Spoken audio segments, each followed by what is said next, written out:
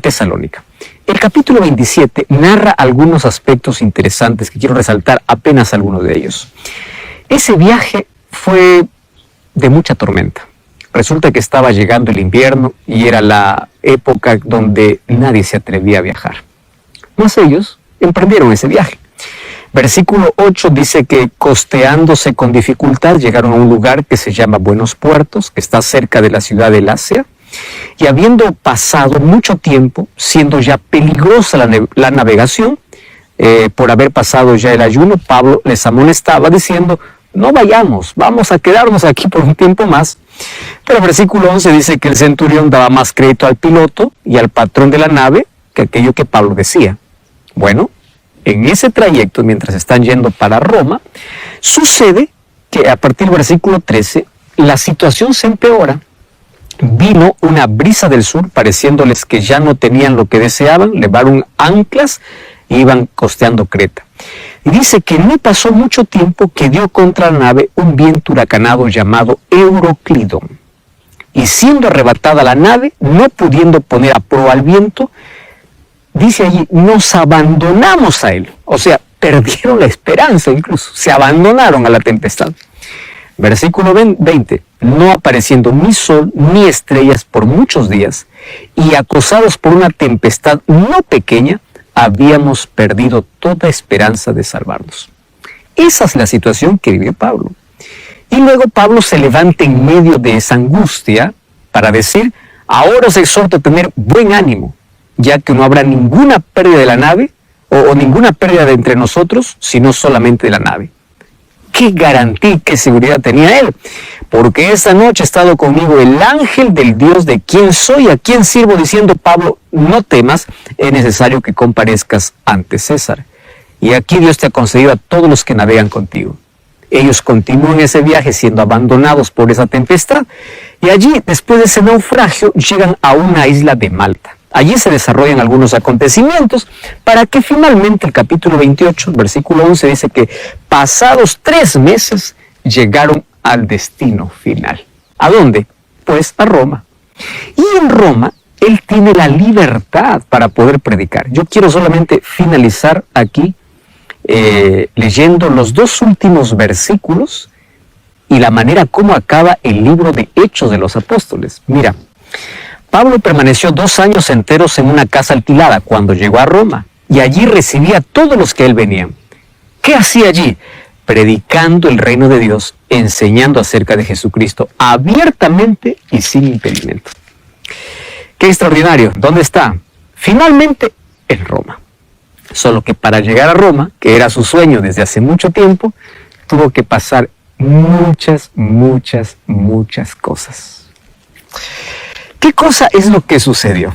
Recuerda que cuando Pablo llegó a Jerusalén, entró en el templo.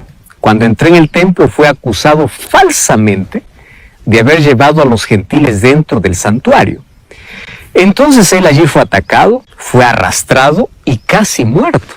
Si no fuese porque el capitán de la guardia romana entró en medio de la furia de la multitud y allí con algunos de sus soldados sacó a Pablo, lo libró de la muerte. Eso ya vimos en un programa anterior. Ahora, luego de no encontrar nada de qué acusarle, pues lo que hacen es escoltarlo y lo llevan hasta Cesarea. Cesarea estaba la sede del gobernador romano y ahí estaba Félix. Félix postergó 2 años allí la sentencia y de allí le sucedió Porcio Festo. Y después de no hallar ningún mal, pues lo enviaron para Roma, porque el mismo Pablo pidió ser juzgado por la corte del Supremo Emperador. Entonces, el capítulo 25, capítulo 28 también habla acerca de sus viajes. Los viajes por mar en esa época eran muy peligrosos. Los únicos recursos que los marineros tenían para orientarse eran el sol y las estrellas, no lo que hoy tienen los marineros. Ahora, cuando las condiciones del tiempo los volvían invisibles, al sol, la luna y las estrellas, pues era mejor no viajar. Y el viaje de Pablo a Italia tuvo muchas penurias. Sin embargo, Dios lo había enviado para una misión a Roma. Y él nunca abandona a sus hijos. Él siempre está a nuestro lado en medio de cualquier tempestad. El texto que nosotros ya leímos habla acerca de todo ese viaje. Ahora, es interesante ver que Dios, al proteger a su enviado, también protegió a la tripulación entera y a los demás pasajeros. Mira, las bendiciones que Dios envía a sus hijos siempre incluyen a las personas que lo rodean. Bendito Dios por eso. La presencia de los hijos de Dios asegura la bendición para toda la comunidad. Si estás al lado de un verdadero hijo de Dios, las bendiciones también van a llegar para ti. Ahora, Festo, dice el capítulo 27, que comisionó a un centurión para trasladar al prisionero Pablo y a otros prisioneros. ¿A dónde tenía que llevarlos? Pues a Roma. Y allí en Roma tenía que entregarlos al prefecto militar, que era el jefe de la Guardia Imperial. Y este centurión, dice el capítulo 28, que se llamaba Julio y pertenecía a la compañía de Augusta. Y este siempre trató con mucha amabilidad a Pablo. Pablo no estaba solo, él estaba bien acompañado. En primer lugar estaba Lucas, que era médico y era colaborador suyo en muchos viajes. Él podía ayudarlo allí en el cuidado de la salud y de otras actividades. Pero también habla de un tal Aristarco, que era un fiel compañero. Él había enfrentado junto a Pablo los mayores peligros creados incluso en la rebelión de Éfeso, basado en Hechos capítulo 19.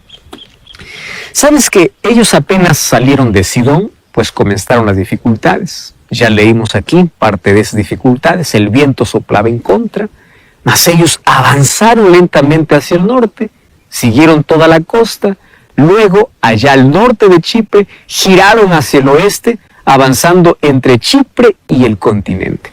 Ahora, la navegación continuó enfrentando dificultades y cada vez eran mayores. Las condiciones del tiempo eran adversas. El invierno estaba llegando y cada vez pues navegar se volvía más peligroso. Nadie era loco de poder viajar en invierno. Y el texto que leímos a partir del versículo 13 del capítulo 27 dice que de pronto se produjo un cambio de tiempo porque comenzó a soplar un viento suave del sur.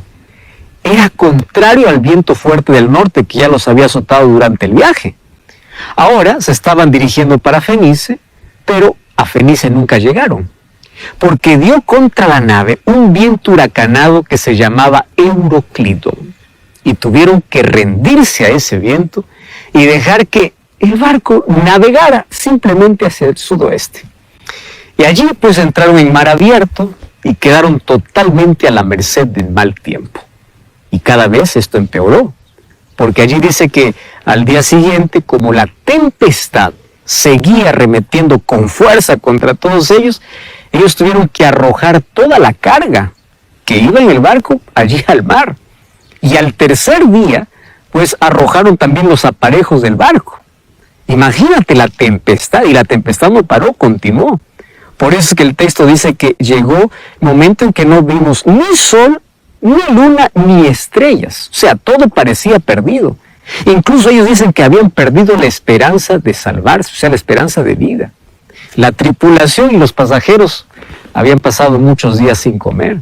Y Pablo, preocupado también por eso, se puso en pie en medio de ellos y él dijo así: hubiese sido mejor que ustedes me hubiesen hecho caso de no poder hacer este viaje, tan solamente para recibir este perjuicio. Lo que quería Pablo es que ellos no olvidaran la fuerza de sus palabras. ¿Por qué? Porque Dios estaba con él. Y el consejo que él daba, pues también era inspirado por el Espíritu Santo, solo que ellos prefirieron confiar en el capitán antes que en las palabras de Pablo.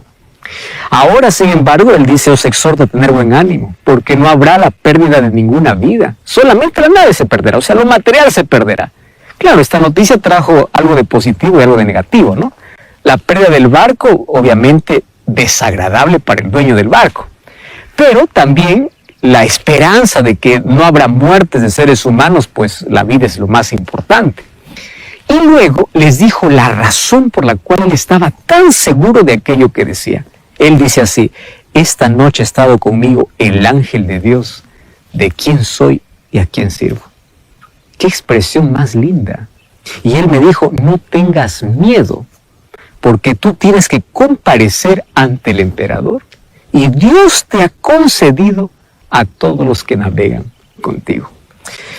No tengas miedo. 365 veces se repite en toda la Biblia. Sabes que en la vida Dios va a permitir tormentas, va a permitir noches oscuras, noches sin estrellas, pero nunca te va a dejar solo. Su promesa es, cuando pases por el valle de sombra y de muerte, no temas, yo estaré contigo. Ahora, por la oscuridad del dolor, es posible que no veamos a Dios, ni sintamos de que Él está con nosotros. Pero la fe va más allá de sentir, va más allá incluso de ver. Es creer, no es sentir, es creer. Estás pasando por una tempestad similar, estás perdiendo la esperanza, no pierdas la fe. Si Dios no calma la tormenta, calmará tu corazón. Solo debes tener la seguridad que Pablo tenía. ¿Cuál es la seguridad? Yo tengo un Dios a quien sirvo y de quién soy. Entonces la pregunta es, ¿a quién sirves? ¿Ya entregaste tu vida a Dios? ¿Estás realmente seguro que estás sirviendo a Dios? Ahora, después de ese naufragio, dice que ellos llegaron a una isla llamada Malta. Y los habitantes de ese lugar pues eran extranjeros, no eran ni griegos ni romanos. Y ellos trataron muy bien a los náufragos. Ahí el capítulo 28 dice que encendieron un fuego para protegerlos del frío y de la lluvia. Y Pablo, como siempre acomedido, buscó algunas ramas secas y los echó al fuego. Y entre las ramas hubo una víbora que al sentir el calor quiso huir, pero no pudo, entonces se prendió de la mano de Pablo. Y la gente, siempre rápida para poder emitir un juicio contra las personas, al ver la víbora colgando de la mano de Pablo, decía, sin duda este hombre es un asesino, es un malo. Oh, mira lo que sucede, él se salvó de la furia del mar, pero la justicia divina ahora le sigue y ahora una víbora lo va a matar. Lo que ellos no sabían nada sobre Pablo. Pero así somos los seres humanos, rápido para juzgar sin conocer. ¿Qué hizo Pablo? Pablo sacudió la mano, la víbora cayó al fuego y todos estaban esperando que Pablo cayese muerto, que el brazo se le hinchara, en fin. Y pasó el tiempo y ahora estaban asombrados. Asombrados que comenzaron a percibir que estaban viendo un milagro. Y ellos vieron que ningún mal le venía a Pablo y ahora cambiaron de parecer con respecto a Pablo. Antes pensaban que era un asesino y ahora dijeron, wow, no le hizo nada a la víbora, este es un Dios. Y ellos estuvieron 3 meses en Malta. Todo el invierno lo pasaron allí. Ningún barco pasaría por la isla para llevarlos porque no era seguro navegar durante esa estación. Por eso es que quedaron allí durante 3 meses. Y Pablo, como siempre, él aprovechó la estadía en la isla para poder predicar el evangelio. ¿Sabes qué cosa dice el capítulo 28? Que allí habían naufragado cerca de las propiedades de Publio, que era el principal hombre de la isla. Y Publio los hospedó, por lo menos estuvieron algunos antes. Y esos encuentros con los cristianos pues llenaron de ánimo, de gratitud en la vida de Pablo. Porque muchos de aquellos que fueron a recibirlo eran aquellos que se habían convertido por sus predicaciones, aquellos que Pablo había encontrado en las ciudades de Asia y Europa. Y cada uno de ellos, cuando la abrazaba, traía a su memoria aquellos triunfos obtenidos sobre la oposición, sobre la traición, sobre la apostasía, mas ellos seguían firmes. Y las victorias de cada persona sobre sus propias debilidades para vivir el evangelio con fidelidad hacía que todo eso haya valido la pena. Pablo sintió la recompensa en el afecto de esos creyentes que con tanta alegría lo recibían como a su propio padre. Inclusive los mismos soldados romanos, que eran personas pues endurecidas por su trabajo, por su oficio, ellos sintieron la ternura de ese afecto. Ellos mismos habían aprendido a respetar a Pablo, a admirar a Pablo. Incluso algunos de ellos querían mucho a Pablo. ¿Sabes que Pablo siempre anheló estar en Roma? Él quería conquistar el mundo para Cristo. Y claro, Roma era la fortaleza final. Y allí él anhelaba llevar el nombre de Jesús. Y él no fue caminando como un prisionero cuando llegó a la Roma, sino como un conquistador. Caminó por esas calles donde muchos generales romanos habían caminado, allí trayendo el triunfo bajo los aplausos de todos los que lo esperaban. Claro que Pablo no tenía multitudes aplaudiéndole, no tenía un carro de victoria. Él caminaba allí con los pies desgastados, no tenía medallas, Él tenía una cadena que le amarraba allí en sus puños, pero allí en su corazón, él tenía la mayor victoria ganada para el cielo. Cuando estaba en Roma, cuando llegó allí al Capitolio, que era el centro del mundo civilizado de aquel entonces, allí apareció la imagen del águila de oro, indicando de que otras naciones habían sido subyugadas por ese poder romano. Finalmente, de allí el epitafio que hasta ahora se repite: todos los caminos llevan a Roma, por el poderío que tenía Roma. ¿Sabes que allí Roma tenía un panteón de dioses en las montañas y en las planicies? Estos dioses tenían ojos pero no veían, tenían oídos pero no escuchaban. ¿Cómo es que podrían aliviar el sufrimiento de tanta gente que vivía allí en la ignorancia y creyendo en esos dioses? Ahora, ¿cómo era la situación del pueblo cuando Pablo llegó para Roma? Allí en Roma habían tres clases de personas. Estaban los patricios, los plebeyos y los esclavos. Había más o menos unos 10,000 patricios en Roma. ¿Quiénes eran ellos? En sus manos estaba la riqueza y la cultura de todo el imperio. Los ricos. Los plebeyos eran los ociosos. Ellos vivían en instalaciones pagadas por el gobierno. Ellos odiaban tanto el trabajo y amaban tanto el placer. El clamor de los plebeyos era pan y circo, comida y diversión.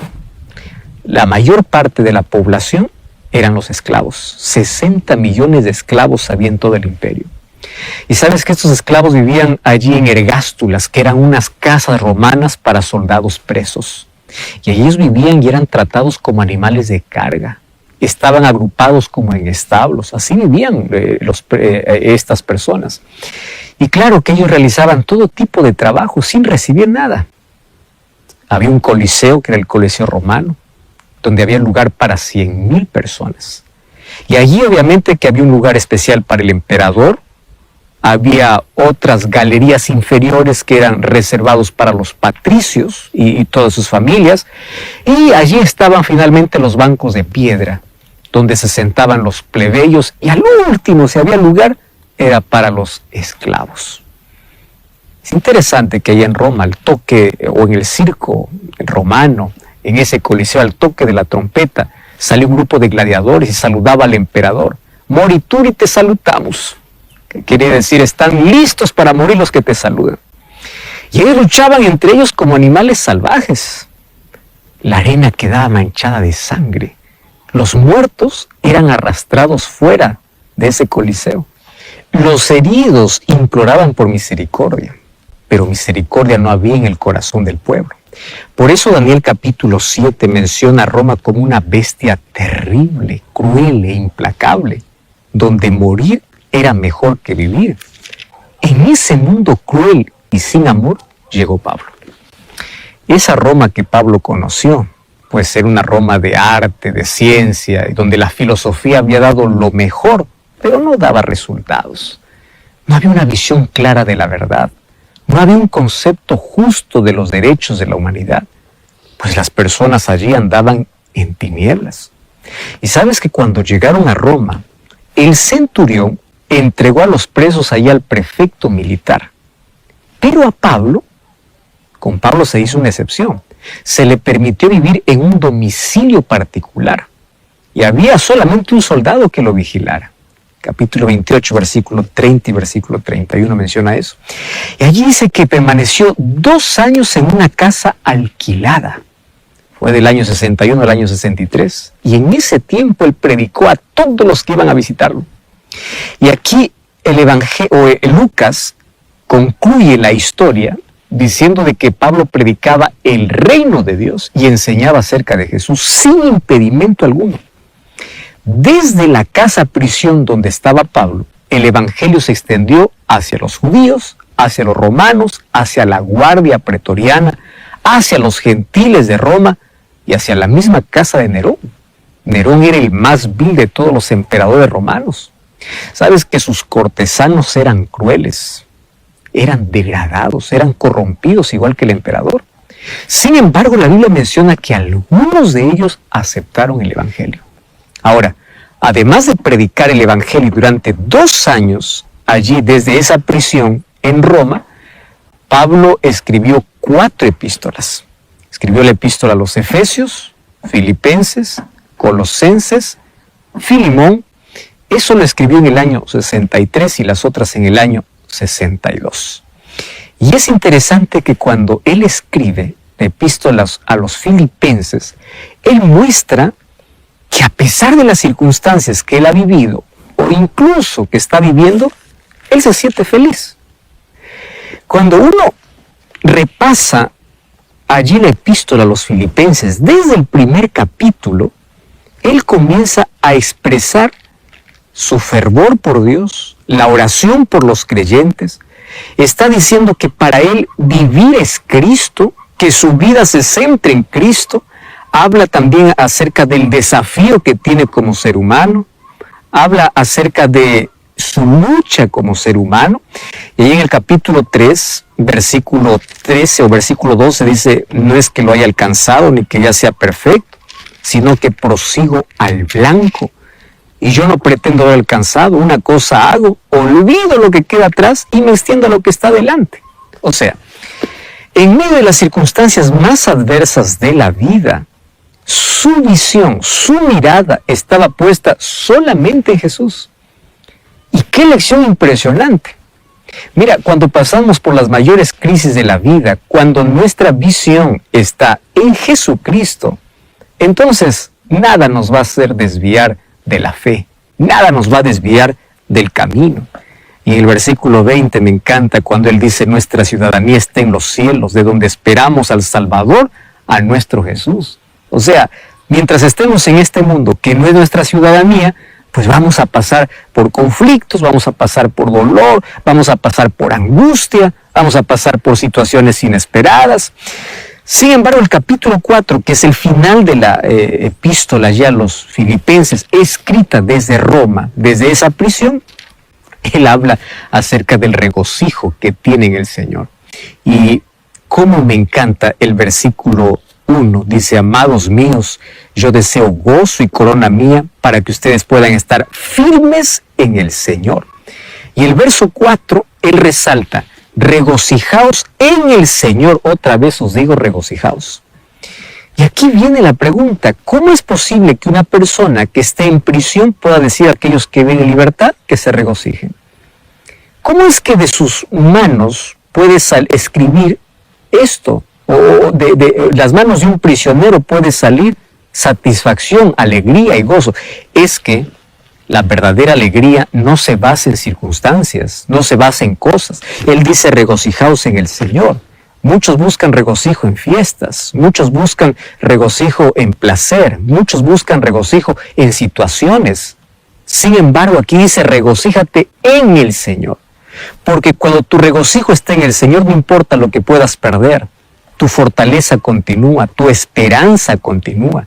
Y el capítulo 4 de Filipenses menciona no solamente el regocijo que tú debes tener y cultivar en la vida, sino la razón.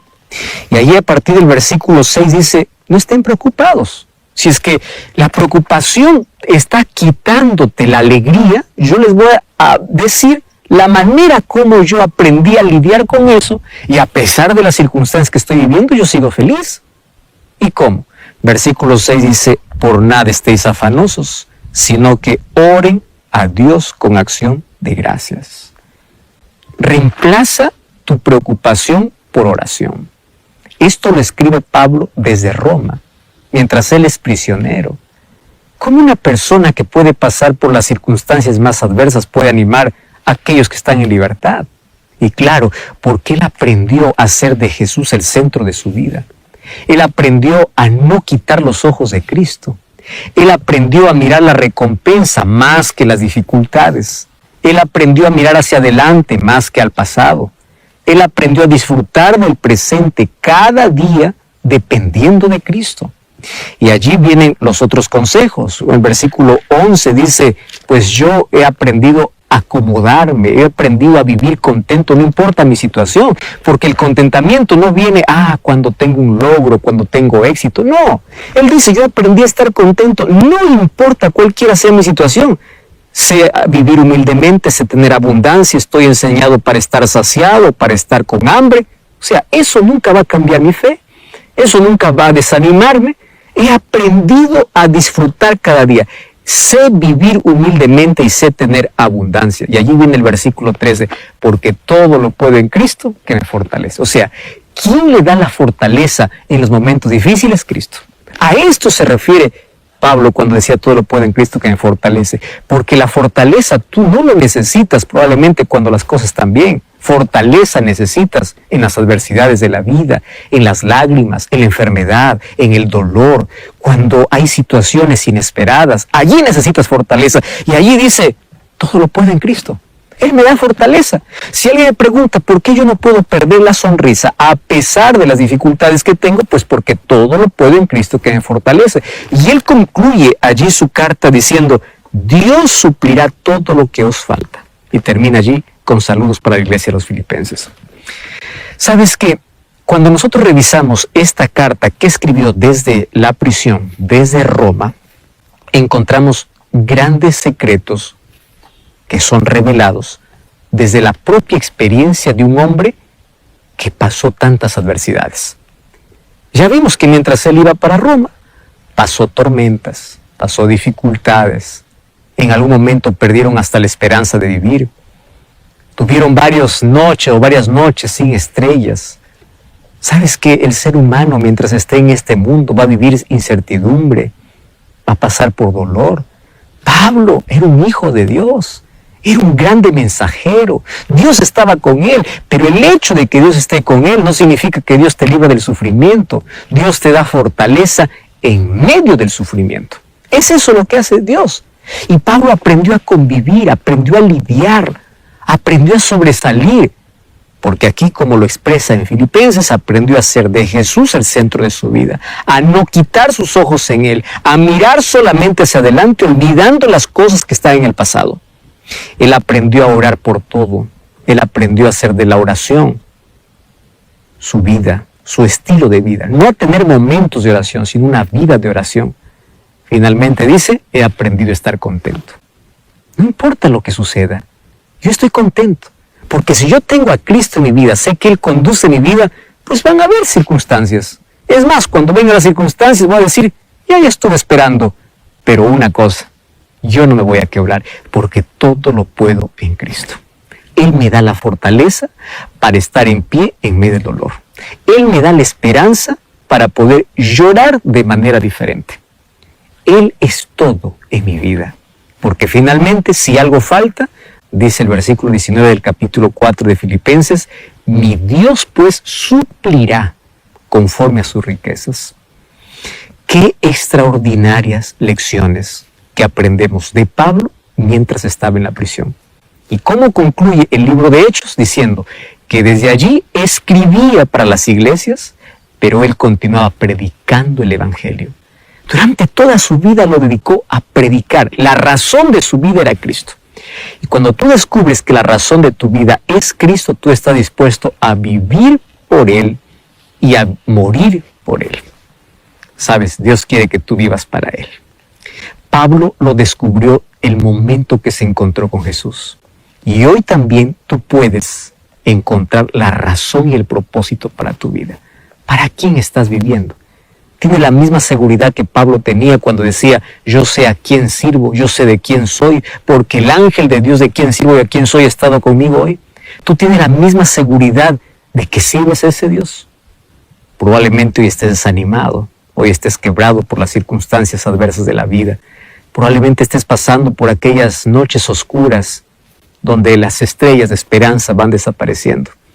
Quiero que sepas que en las noches más oscuras de la vida hay estrellas que iluminan y son las promesas de Dios.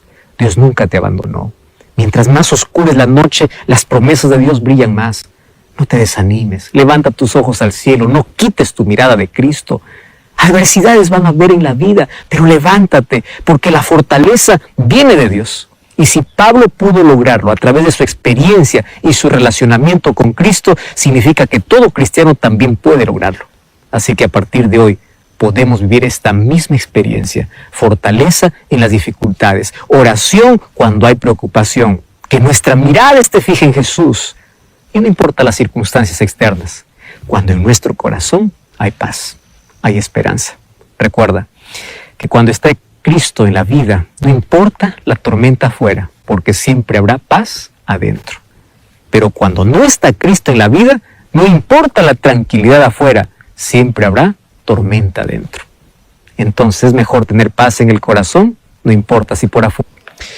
La tradición cuenta que Nerón se sentó en su sala vestido de púrpura. Era malo, Nerón era perverso, estaba manchada su vida por tantos crímenes. Dice que él incluso asesinó a su propia madre. Además, su vida estaba llena de vicios. Nerón estaba frente al mejor ser humano de ese entonces. Ese anciano con cabellos blancos, con su vida que había dedicado todo para la gloria de Dios. Y allí Nerón lo sentenció y lo decapitó a Pablo con espada. Pero Pablo estaba preparado para morir. Según de Timoteo capítulo 4, versículo 6, sus últimas palabras antes de ser muerto, cuando él fue colocado allí en una mazmorra, en las condiciones más miserables de encarcelamiento, él solamente dice que estaba arrepentido de haber olvidado su capa en Troas porque hacía mucho frío allí, el invierno era terrible, y también se lamentó un poco por enfrentar solo, porque no estaba ni Timoteo, ni siquiera sus libros o sus pergaminos. Pero a pesar de todo, él dice, yo estoy satisfecho. Allí en 2 Timoteo dice, he peleado la buena batalla, he acabado la carrera y he guardado la fe. ¿Sabes qué? Él no dice, yo fui un hombre bueno. Él dice, yo fui un defensor de la verdad. Él luchó. ¿Contra qué luchó? Luchó contra el legalismo. Y claro, él lo demuestra ahí en el libro de Gálatas. Él luchó contra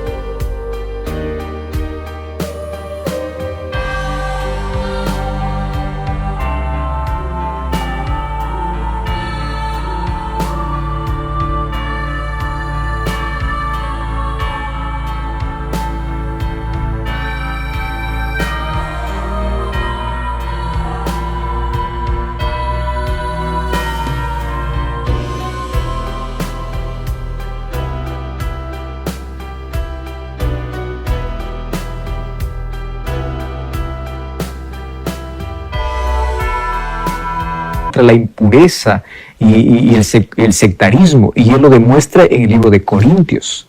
Él luchó contra la ociosidad en el libro de 1 Tesalonicenses, hasta llegar a los Efesios, donde habla que las personas tienen que vestirse de la armadura de Dios, porque la vida es una lucha constante. Para estar firmes en esta lucha hay que vestirnos de la armadura de Dios. Y es aquí donde se presenta como un guerrero, dejando las armas para poder recibir su recompensa. Y qué seguridad que tenía este Pablo. Dice Filipenses 3:13, no crean que yo ya lo alcancé, pero una cosa hago, prosigo al blanco. Él olvidaba lo que queda atrás y él miraba al premio. Y ahora él tenía la seguridad de que su esperanza estaba en lo que no se ve. Él siempre miró al frente y él nunca cambió la mirada de Cristo. Él dice, ahora me queda la corona de vida. Y esa corona le sería dado no solamente a él, sino en el día de la venida de Jesús. Él veía más allá de la sepultura, más allá de la muerte. La corona es el símbolo de victoria, ¿no? Un símbolo de soberanía aquí. Y él dice, porque yo he guardado la fe. ¡Wow! ¿Sabes qué? La vida estaba llena de conflictos, de voces para poder desistir de la fe, lleno de amenazas, de prisiones, pero él vivió todos los días por fe. La vida cristiana no es una experiencia pasiva. Tiene paz, pero no es pasiva. Es una batalla, es una lucha diaria. La puerta es estrecha y el camino es angosto, dice Jesús. Aquel que quiere ser mi discípulo, tome su cruz. Van a haber tribulaciones, va a haber conflicto. La vida es dura. Sin embargo, hay una corona. Y la corona es el reconocimiento de que fue conquistada. La justicia le fue imputada porque fue Dios quien le justificó, pero también había esfuerzo humano. Eso dice 1 Corintios 15:57. Y sabes que Pablo no estaba pensando en una recompensa apostólica especial. Él no dice, a mí me va a dar una corona especial. No, dice a todos los que aman su venida, aquellos que perseveran en la fe, aquellos que aman, aquellos que constantemente están esperando a Cristo. Mientras él estaba solo en la mazmorra, él pensó en aquel grande día, donde hay una multitud de personas, cada una con una corona de victoria. La historia de la humanidad comenzó en un jardín y termina en la ciudad celestial. Y todo eso para aquel que es fiel hasta la muerte, para aquel que persevere hasta el fin, aquel que persevere en las batallas de la vida. Cuando estés luchando, mira la recompensa. No saques tus ojos de allí. Allí, Pablo, en Roma, su cabeza rodó por el polvo, pero un día se levantará para recibir la corona de conquistador. La historia de Hechos no termina. La historia del perseguidor más peligroso que Dios lo transformó en el predicador más famoso todavía continúa. Porque ese es un milagro constante que Dios quiere hacer por su gracia en la vida de cientos y miles de otros Pablos que Dios quiere levantar en este tiempo. Dios está necesitando personas, hombres y mujeres llenos de fe, que dejen de confiar en sus sentimientos y comiencen a confiar en Dios. Que vivan por fe, no por lo que sienten. Hay tantas personas que confían más en lo que dicen a otras personas que en lo que dice la palabra de Dios. Pablo vivió por fe, y vivir por fe es continuar aun cuando no tengas todas las respuestas. Si nosotros hacemos un breve repaso de toda la historia de Pablo, desde el momento que él participó de la misión que Dios le encomendó, la vida no fue fácil. La vida fue dura. Recibió azotes. Él estuvo encarcelado. Él fue difamado. Sufrió las mayores injusticias. ¿Quién dice que pasar por todo eso es fácil? Es fácil mencionarlo. Es fácil escribirlo. Pero cuando tú pasas por aquellas situaciones adversas de la vida,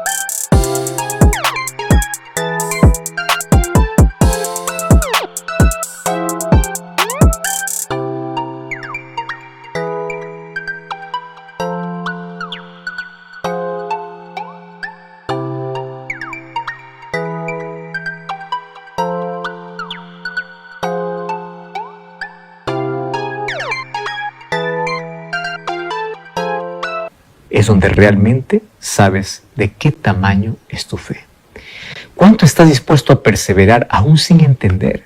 Hubieron situaciones en la vida de Pablo donde él pudo haberse quejado y haber dicho a Dios: Señor, yo te estoy sirviendo, te he dado toda mi vida. ¿Por qué esto? ¿Por qué lo otro? ¿Por qué azote? ¿Por qué injusticia? ¿Por qué cárcel? ¿Por qué? Cuando tu vida está llena de porqués, nunca entenderás los para qué que Dios tiene. Por eso es que Pablo con total seguridad dice en Romanos capítulo 8, que aquellos que aman a Dios, todas las cosas son para bien. Aun cuando al comienzo tú no lo entiendas, pero ese para bien es la garantía de que Dios está al control de la vida. Es la garantía de que Dios está guiando. Es la garantía de que tu vida esté en las manos de Dios. Y una de las cosas grandiosas de esta historia es que cuando tú llegas al final de la vida, llegas con tanta satisfacción. La satisfacción de que tú tienes una recompensa. Y es una recompensa eterna. Es una recompensa que nadie te va a quitar. Es sorprendente la carta que él escribe para Timoteo. En 2 Timoteo capítulo 4, a partir del versículo 6, dice: yo ya estoy para ser sacrificado, pero ¿acaso tengo miedo a la muerte? ¿Cómo es que una persona ya con tantas dificultades que pasó en la vida, al llegar al capítulo final de su vida, dice: yo tengo la recompensa segura? ¿Qué seguridad que tenía? Porque él sabía, al mirar su pasado, que él perseveró en la fe. Él no confía en sus capacidades. Él nunca se consideró el mejor. Él dijo: de todos los pecadores, yo soy el primero. Yo soy el más miserable. Él expresó su lucha cuando dijo: lo que no quiero hacer, eso hago. O sea, Pablo